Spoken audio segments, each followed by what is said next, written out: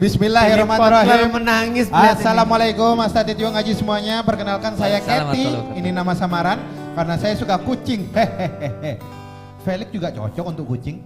Saya seorang perempuan usia seperempat abad. Siapa nih? Dan saya sekarang alhamdulillah aktif di beberapa lingkaran dakwah untuk berkontribusi di dalamnya. Saya memulai hijrah saya sejak 2018 karena lingkungan saya alhamdulillah sangat islami dan mendukung saya untuk mulai ikut ke dalam kajian-kajian dan mulai serius untuk belajar lebih dalam lagi sejak pandemi, yaitu sejak bertemu dengan Yuk Ngaji yang sering live YouTube tiap weekend. Disinilah titik saya mulai serius untuk memperdalam ilmu agama saya. Iya, makanya namanya Keti. Oke, keinget mati. Keinget mati. Keti, Anda keinget mati ya. Namun Ustaz, kesabaran Kings tebel tisu. Yoi. Tisu Anda yang tipis, tisu kami tebel-tebel. Mohon maaf. Namun Ustadz, tidak dapat saya pungkiri terkadang saya merasa ada titik kosong dalam diri saya. Kadang tiba-tiba mempertanyakan tujuan hidup. Padahal sudah pernah ikut kelas dan kajian tentang hal itu. Ya daftar lagi gitu ya. Iya. Kelasnya apa? Ngeslow? Wajar nggak paham? Ngeslow wajar ya? Iya, karena sulit dipahami. Kalau ngeslow memang sulit, memang ada ngefas nanti. Coba lagi. Dia tuh kosong tadi bukan hidupnya, dompetnya mungkin ikut ya. Bukan tisunya, dompetnya yang tipis. Kalau ngefas juga nggak sesuai ya di ngefas-fasin lah ya. Boleh saya lanjutkan? Iya. Agak sulit ya. Iya. Ngefas itu ada singkatannya loh. Namun Ustaz, tidak dapat saya pungkiri terkadang saya merasa ada titik kosong dalam diri saya. Ini udah ya? Udah. Kadang tiba-tiba saya mempertanyakan tujuan hidup. Oke, jangan dipotong dong ya, jadi bingung sampai mana. Lalu dengan sadar sering berperilaku seperti bukan orang yang sedang fokus untuk belajar Islam. Kayak orang gak ngerti Islam. Karena kesehariannya bertolak belakang dengan apa yang saya pelajari. Misal terkadang masih beberapa kali meninggalkan sholat mepet tepat waktu, nggak baca Al-Quran, nggak zikir pagi petang, tidak beradab terhadap orang tua. Sholat mepet tepat waktu bagus dong. Sholat mepet tepat waktu bagus. Tepat waktu dengan waktu sholat berikutnya. Berikutnya. Itu maksudnya ya. Jadi subuh. Dia sholat asar menjelang azan maghrib. Gitu loh. Iya, subuh menjelang duhur gitu ya. Tepat. Jujur, saya sejak pandemi 2020 akhir, saya malah bertemu dengan banyak laki-laki secara online tanpa ada uzur syar'i. Yang saya tahu pasti hal itu sangat tidak dibenarkan di dalam Islam. Awalnya memang saya tidak sengaja melakukan hal ini. Namun karena banyak gabut dan kepo, yang saya lakuin ini terasa candu. Kadang saya bisa terjebak 2 hari dalam seminggu, lalu tobat dan tidak melakukannya selama sebulan atau 3 bulan. Namun saya merasa kepo lagi, saya melakukan lagi. FYI, Ustadz, karena di sini saya bukan cuma berkenalan dengan laki-laki yang saya temui online ini, namun ada hubungan yang khusus secara virtual di sana. Awalnya memang saya gelisah karena tahu ini tidak benar. Namun dorongan syahwat dan kepo yang saya turutin terjerumus semakin jauh. Alhamdulillahnya Allah masih jaga saya dengan tidak pernah bertemu mereka sama sekali. Hanya sebatas virtual saja. Paling lama menjalin hubungan dengan lelaki virtual selama 2 bulan. Karena awalnya saya kasihan. Karena laki-laki yang saya minta stay dan saya berpikir mungkin dia bisa didakwahi. Asik. Hai Anda. Ini makanya namanya Keti tadi. Kepo tingkat tinggi. Katanya takut mati. Ada kedua. Nanti ada 8. Ada Keti yang ketiga. Iya.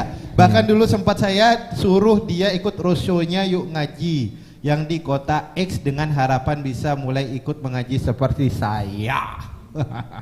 Namun saya yang terlarut dengan perasaan itu akhirnya memutuskan untuk menjalin hubungan tanpa status. Sampai di titik ini meminta pisah darinya akhirnya. Sampai sekarang saya terkadang masih kangen sama laki-laki itu. Padahal alasan saya mengakhiri hubungan itu karena malu sama Allah. Sudah tahu itu maksiat tapi masih dilakukan. Juga takut tiba-tiba meninggal dalam keadaan, ingat mati ya. Dalam keadaan masih bermaksiat dan gak sempat tobat. Sebenarnya ada beberapa lagi part lain, namun gak sanggup saya jabarkan lagi Ustadz. Jangan banyak-banyak ya, terlalu memalukan untuk diceritakan. Ustadz, saya yang sudah mulai ikut berdakwah ini merasa sangat malu karena masih bermaksiat sampai sekarang. Ibaratnya ngaji jalan, maksiat juga jalan. Padahal saya juga capek seperti itu, berkali-kali tobat. Tapi mungkin karena tobat saya juga tidak serius, jadinya saya kembali melakukan maksiat itu. Rasanya mempermainkan Allah karena tobat terus, tapi maksiat yang sama selalu diulangi. Terasa sangat munafik ketika saya berbicara dengan jangan maksiat A, tapi dengan diri sendiri ketika orang lain tidak melihat saya melakukan kemaksiatan yang A itu. Hidup saya juga berantakan, Ustadz. Rasanya sangat tidak tertata. Ilmu-ilmu yang saya pelajari selama ini rasanya masih di kepala namun belum sampai ke perbuatan. Saya juga merasa takut dan malu. Jikalau teman-teman saya yang ada di lingkaran dakwah mengetahui hal ini, pasti mereka jijik sama saya, termasuk kepada guru saya sendiri. Makanya saya cerita ke sini karena Anda bukan guru saya. Tambahannya. Dan saya juga merasa bersalah kepada tiap laki-laki yang saya temui. Kadang ada yang saya skip tanpa pamit dan minta maaf. Saya bingung untuk hal ini saya harus bagaimana karena kelak kan bakal dimintai pertanggungjawaban. Saya bingung jika mereka menuntut saya kelak, tapi saya sekarang ini juga tidak bisa berbuat apa-apa jika memang saat berkomunikasi saya menyakiti hati mereka. Mohon nasihatnya Ustadz untuk saya yang pendosa ini. Sekian cerita saya, jazakumullah khairan. A trick as old as history. Yes. What is? Sebuah tipuan yang sama tuanya dengan sejarah itu sendiri. No. Dan sempurna sekali. Iya. Itu adalah yang dilakukan oleh syaitan. Fazayyana lahumus syaitanu a'malahum. Dan syaitan senantiasa menghias amal-amal orang seolah-olah itu adalah amal yang baik, padahal itu adalah amal yang sangat buruk sekali. Nah, artinya aku juga pernah terpengaruh sih ketika aku Antum kuliah. virtual sama siapa? Enggak, waktu itu belum ada virtual. Oh, belum. Tapi virtual Langsung, zaman sekarang bro. tuh ngeri loh. Iya memang. Bisa VCX. Betul. Apa tuh VCX? Apa voice call sex? Iya, gitulah. Voice sex call kali. Iya, VCX.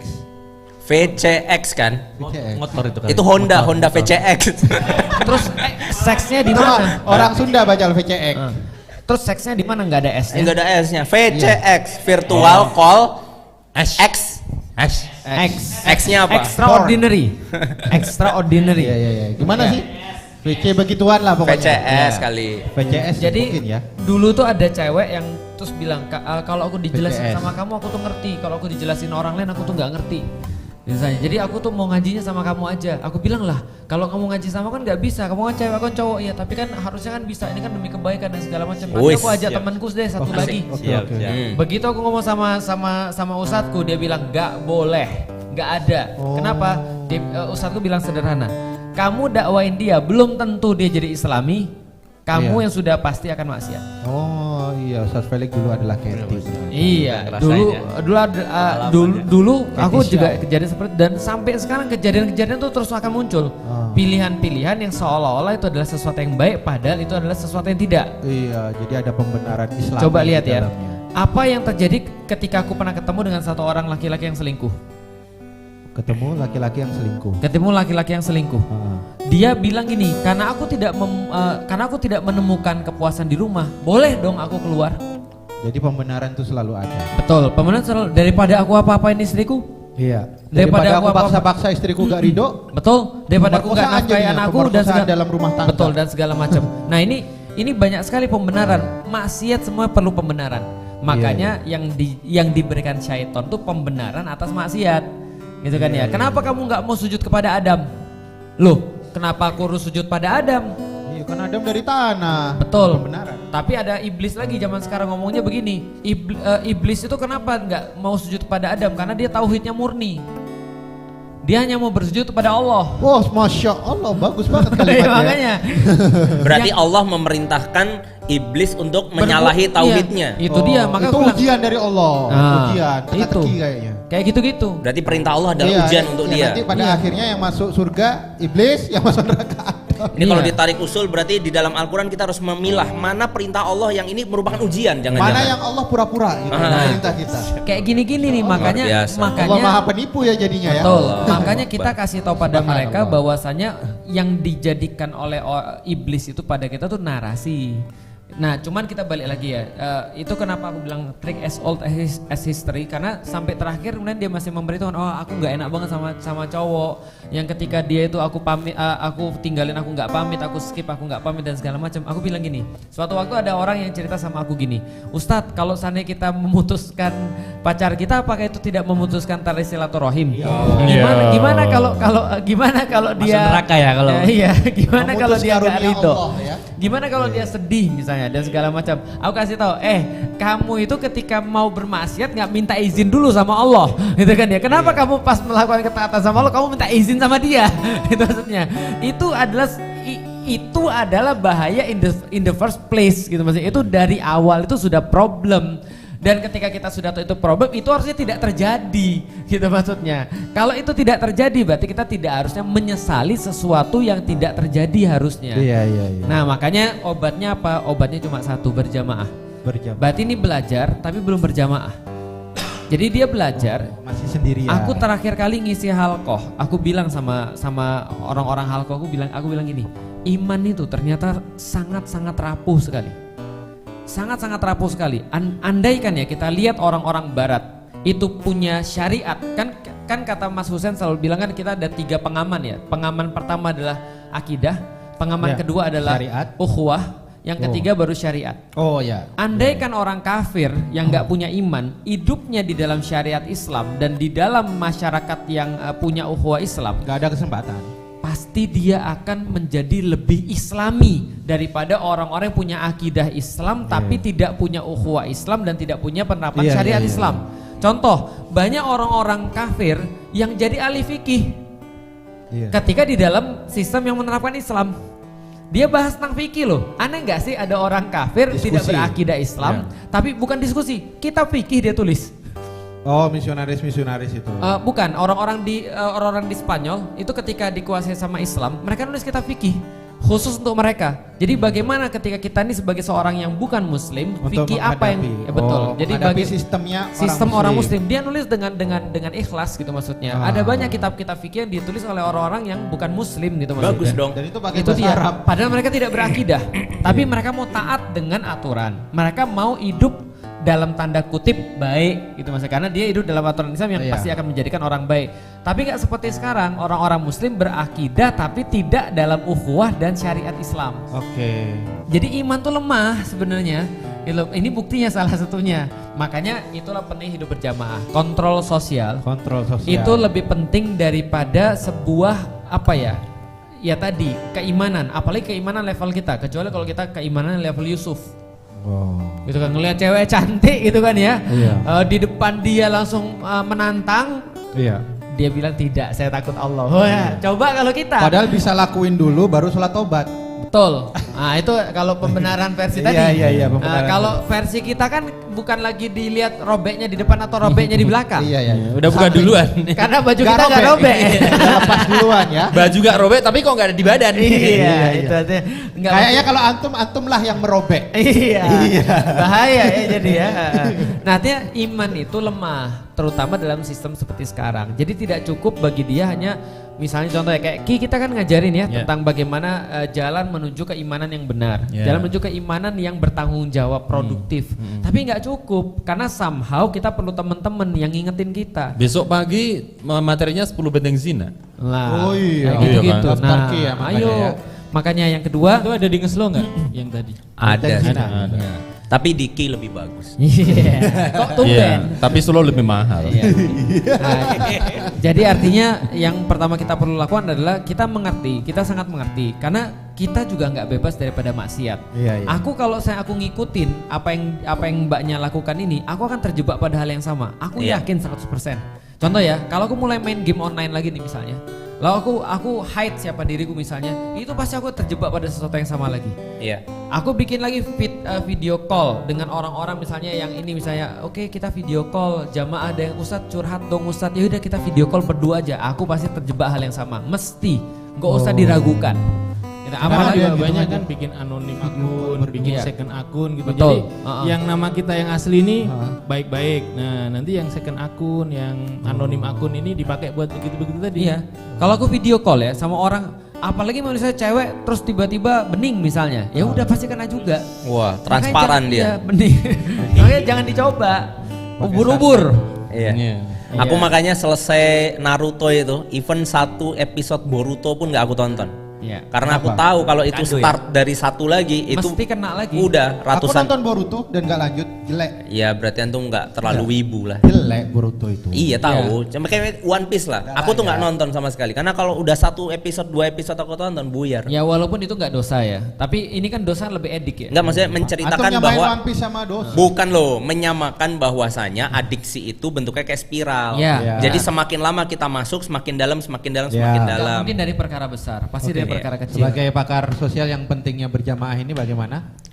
Aku tadi lagi nyari kira-kira apa yang pas. Masih. Kepanjangan Keti. Untuk melucu. Enggak, ini agak serius ya. Oh, Serius. iya. Dan saya menemukan di kaosnya Sifrun. Hah? Nah, di kaosnya Mas Bimar juga. Sama soalnya. Dan ternyata saya juga pakai kaos yang sama. Jadi ini Al-An'am ayat 32. Saya nemu nih. Itu kan menarik kan isinya ya.